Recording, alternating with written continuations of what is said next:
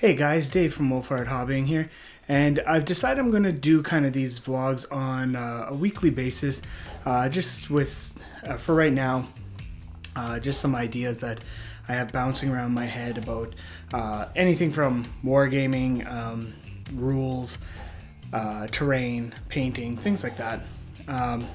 So I figured I'll do these every Tuesday, and then I believe what I'll do is every Thursday I will release my painting videos and bat reps as well. So starting next week, I'm going to be putting up 2 videos a week. Tuesdays are going to be me just talking to you guys, and on Thursdays it will be my normal content. So again, just if you guys want to ask me anything, leave any feedback on maybe rules I'm getting wrong in some games once I get more bat reps going. As you guys have been with my Malifaux ones, I've reread the rule book from cover to cover pretty much 3 times now, making sure that our bat reps are getting all the rules right as much as we can. So in this video I kind of want to talk about proxying. Again, with the Death Watch campaign that I'm putting on, which it is going to be Death Watch using the mini wargaming rules. Since we've decided we're going to go that way, a lot like my other friends, they don't really have the models per se. More the fact that we're playing with models that we already have. So I wanted to know, like, how important is what you see is what you get, or WYSIWYG, to you guys out there, because I want to give you guys a heads up that some of the models, they may not have the exact war gear that they will for the campaign. Now I'm not talking about, hey, we're going to use this Imperial Guardsman is going to be a Terminator or something like that. Like, we're going to have the correct model. Like, if he's in Terminator armor, it's going to be a Terminator. But again, we don't really have the resources to be buying whole new models for this. I would love to do that, but unfortunately, it's just not an option for us. So I just wanted to know how important that is to a lot of people. Now, I understand, like, in big games, you don't want to be saying, well, this plasma cannon is actually a heavy bolter, and then I know it's easier to remember what kind of war gear your units have when it's actually modeled. Now, for me, I like having a lot of what you see is what you get. Just adds a little bit of immersion for me, instead of trying to remember, okay, the guy running with a plasma cannon is actually a heavy bolter, so he's not that dangerous. To me, it kind of screws with my tactics in a sense. But for smaller games like Death Watch, where each of my friends they have 5 Space Marines. Now, it's not hard to pick up a box, or I think about $50 or something like that, and modeling them with the proper war gear. But for some of us who have families and stuff like that, it's not as easy as that. It's just I'm gonna go buy some miniatures for a campaign that I don't know how is gonna run how long. But for smaller games like that, it doesn't really bother me too much, as long as the player remembers what he has, as this is going to be a lot of mission-based gaming, so it's not so much like huge amounts of guys and I'm having to remember, all right, that guy actually has a heavy bolter, that guy has a flamer instead of a plasma cannon, or a plasma gun. So for small games, it doesn't bother me, but I wanted to know, like, does it really bother you guys? I know, reading on a lot of forums and on a lot of websites and stuff, that there's quite a few people out there that it really bothers them if your model is not modeled with what it's supposed to have. Now, I know, like, I'm not a competitive player at all. obviously I play with my friends, so there's times where like we were learning Age of Sigmar, where one of my buddies was trying out lists and he was using like my Chaos Cultists as dwarves and things like that. Now I wouldn't post any of those up on the channel. Those are just learning games, so I don't really like proxying in that sense, where you're using a completely different model to represent this certain model. But I want to let you guys know about the Death Watch campaign, that the armies, they're not going to be painted in Death Watch color scheme. Again, with using models that we have, we're just going to be using the colors that are available. So I wouldn't really expect to see a lot of black armor or anything like that, unless like I've got one friend who might use some of my models from the Overkill game. So if in that certain circumstance, you'll probably see it, because I'm going to paint them up the proper Death Watch colors. But just want to know how you guys feel. Leave your comments in the comment section below about, would it bother you seeing, a regular Space Marine running around with a bolter and saying, he's actually got a plasma gun type idea. Like, because I'm going to warn you, we're not buying new models for this. I wish we had the resources to buy new models for the guys and get them built and painted and kitted out the proper way.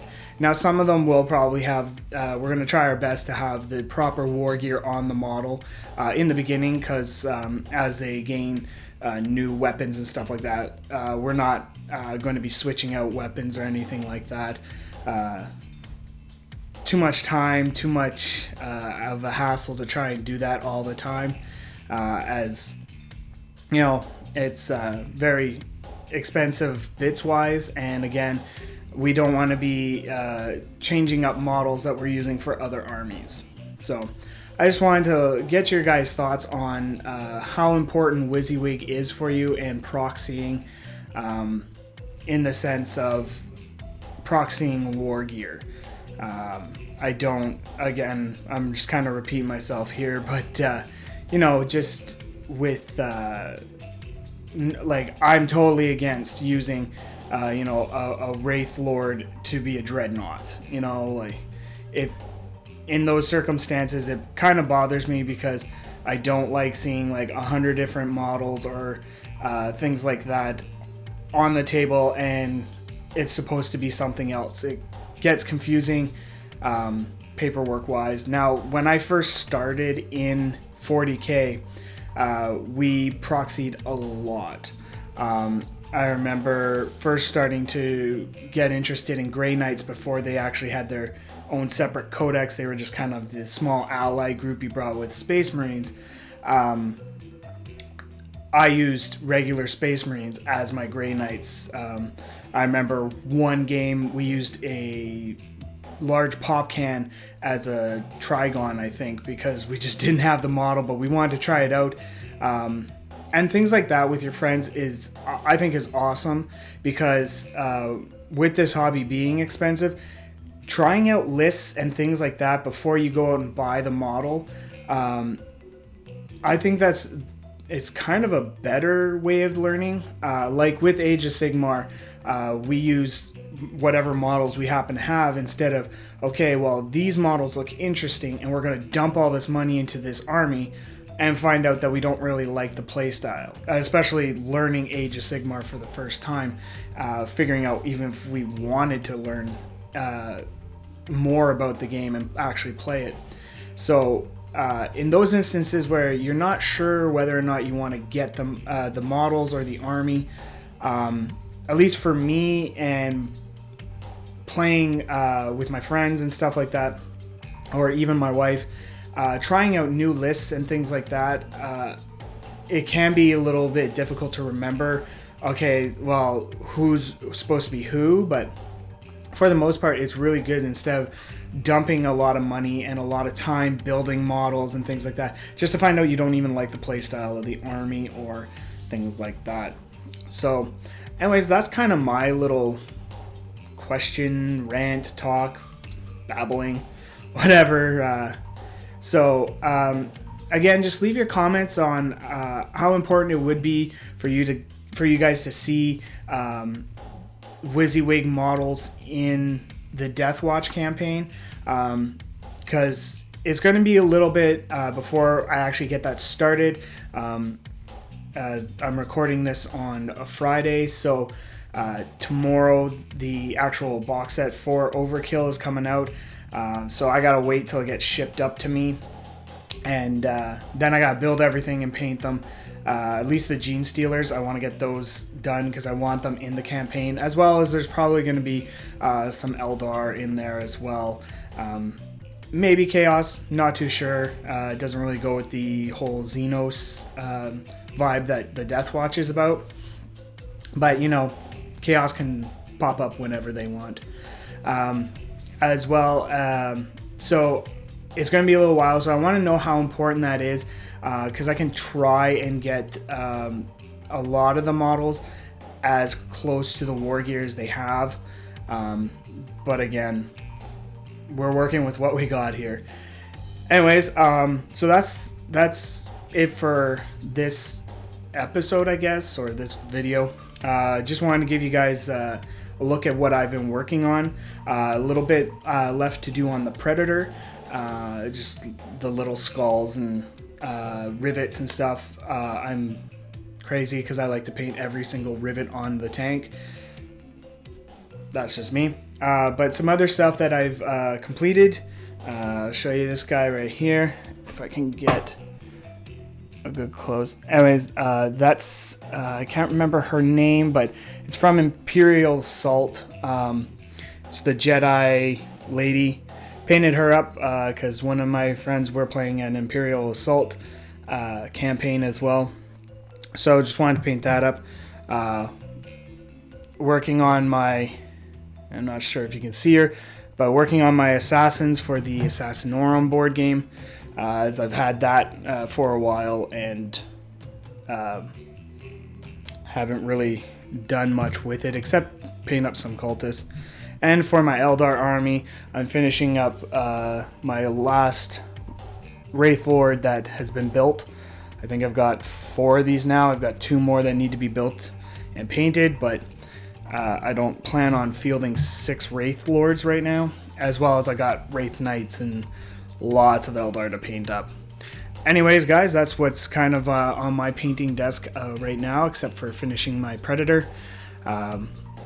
Let me know what you guys think about the video entirety.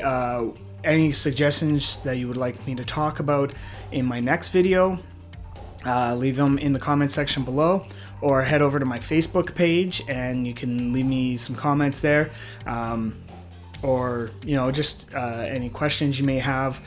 If you don't want me to answer them on a video, please let me know about that as well. But anyways, in the link, the video description below too, sorry, there will be a link to my Patreon account.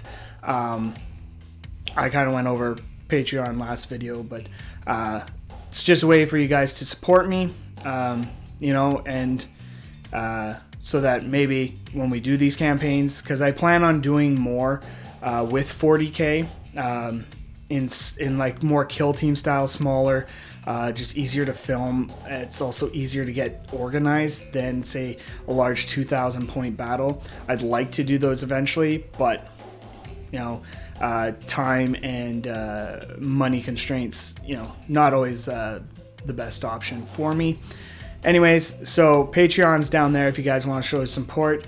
Right now, all my videos are free, but they do have the YouTube ads on there. So I'd like to, when I eventually get enough Patreons or patrons, whatever we call them now, I'd like to get rid of the the YouTube ads, and I want to start doing little giveaways and things to show my support for you guys. And also, I probably am looking at putting some content only for Patreon's website. So I'll give you guys another video update on some of that stuff if I do decide to change that format, so that you know, if you guys are supporting me through Patreon, that you guys have content that nobody else has, so you know, you're not paying for the same videos that you can get for free. So we'll take a look at that. I'm working some things out right now, but anyways, the links will be to my Facebook and my Patreon account, so check them out. Let me know what you guys think, and again guys, thanks for watching the video and have yourselves a great day.